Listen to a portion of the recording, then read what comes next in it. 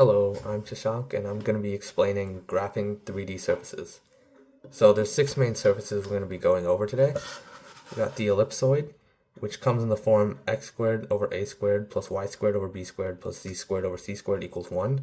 This is similar to a circle or ellipse in 2D, but in 3D. We have the one-sheeted hyperboloid, which comes in the form x squared over a squared plus y squared over b squared minus z squared over c squared equals 1. And the two-sheeted hyperboloid, which comes in the form z squared over c squared minus x squared over a squared minus y squared over b squared equals 1. We have the elliptic cone, which comes in the form x squared over a squared plus y squared over b squared minus z squared over c squared equals 0. Now, if two of these were negative and one of them was positive, it would still be an elliptic cone. You just flip the signs because the right side of the equation is equal to 0, so you can just do that. Next, we have the elliptic paraboloid, which comes in the form z squared equals x squared over a squared plus y squared over b squared. And we have the hyperbolic paraboloid, which comes in the form z squared equals y squared over b squared minus x squared over a squared. So the first problem we'll be doing is graphing y squared plus z squared equals 4 from three different viewpoints.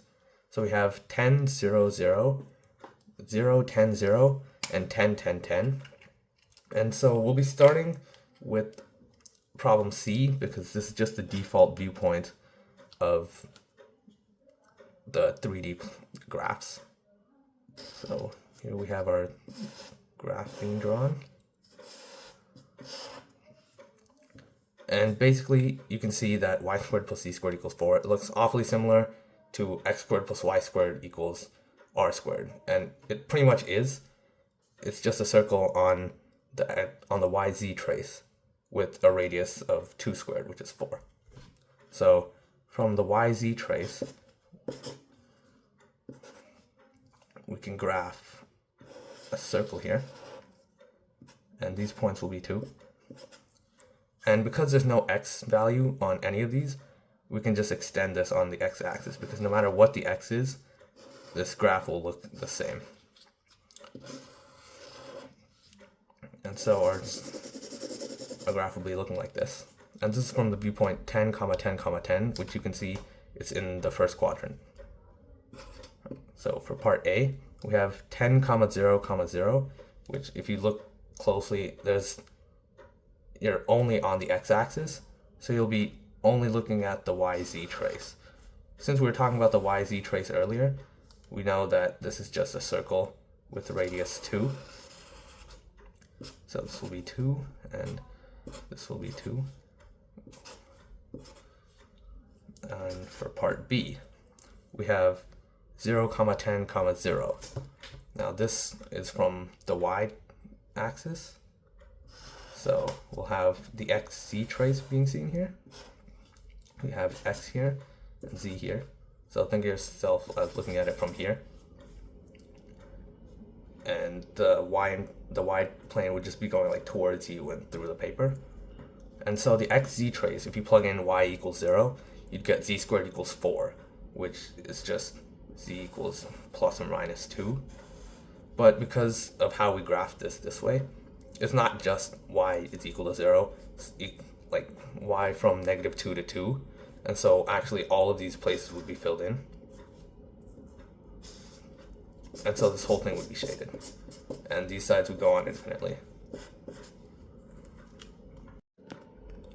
Alright, so the next problem we'll be doing is graphing 3z equals x squared minus y squared.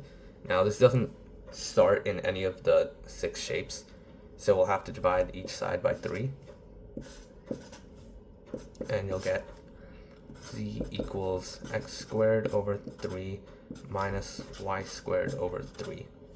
Now this is in the form of a hyperbolic paraboloid, which is one of the most confusing ones to graph.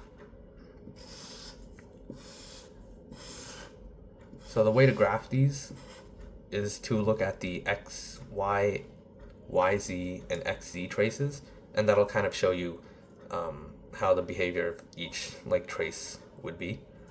And so we'll start with the yz trace, and what we're gonna do is we're just gonna plug in 0 here for x, and then you can see that you get z equals minus y squared over 3, and this is just a parabola.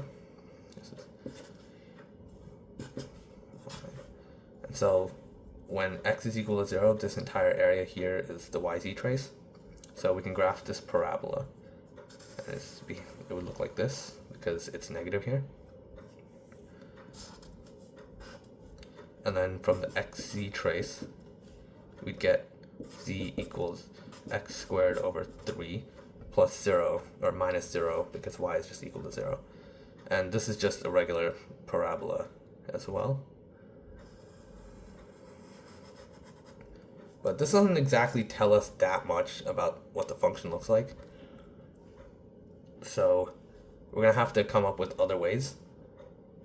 And basically, what you can do is, rather than just taking the trace, you can set x as any like arbitrary value, like 1, and you get z equals 1/3 minus y squared over 3. And so when x equals to 1, you just get another parabola, which would just be the first parabola lifted upwards. And so looking at that behavior, you'd have to draw these graphs here. So you can see that on the xz trace and the yz trace, the vertexes are on the other traces. So when x is over here, the vertex of the yz plane parabola, it would start right here. So it would just go down like that, and then down like that. And this would be all the way at like this x here. And then same with this one. So go down like that. And then same for the x traces. So at like this y here, it would be a regular parabola.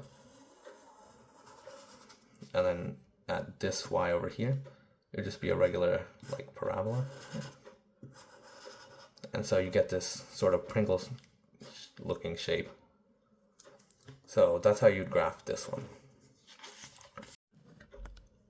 Alright, so applying what we learned to functions that aren't the normal 6 surfaces, we have x squared plus y squared equals e to the negative z. And what we can actually do is turn this into, or just solve for z. So you get z equals ln, negative ln x squared plus y squared. Now, I actually find it easier to work with this first one, so I'll just be doing that. So we have the xz trace, which would look like x squared equals e to the negative z.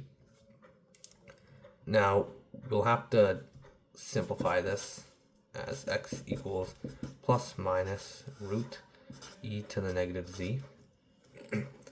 Now, this is a little unorthodox, but since square root is a monotonous increasing function, it'll still, whether or not we have the square root, e to the negative z would still look pretty much the exact same. So it would just change the values. So we can kind of treat this as plus or minus e to the negative z in a way. And so this trace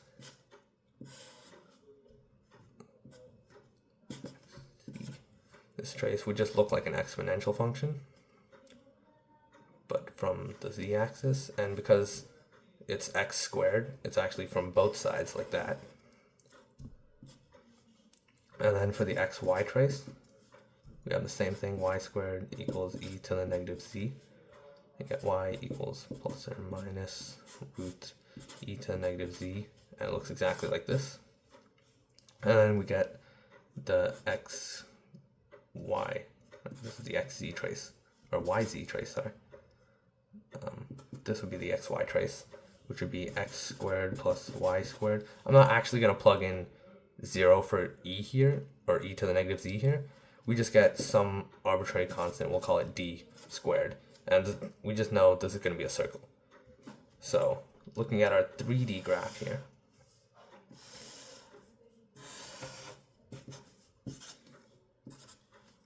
so we have the xz trace, which will look like that. And then we have our YZ trace, which will look sort of like that. And so we can kind of just connect this because we know every single value of Z that's constant, it'll just be circles. So we'll just connect the bottom here with circles. And it'll get us kind of this volcano shape. And this will keep going up infinitely. And this will keep going like this way, I guess, infinitely.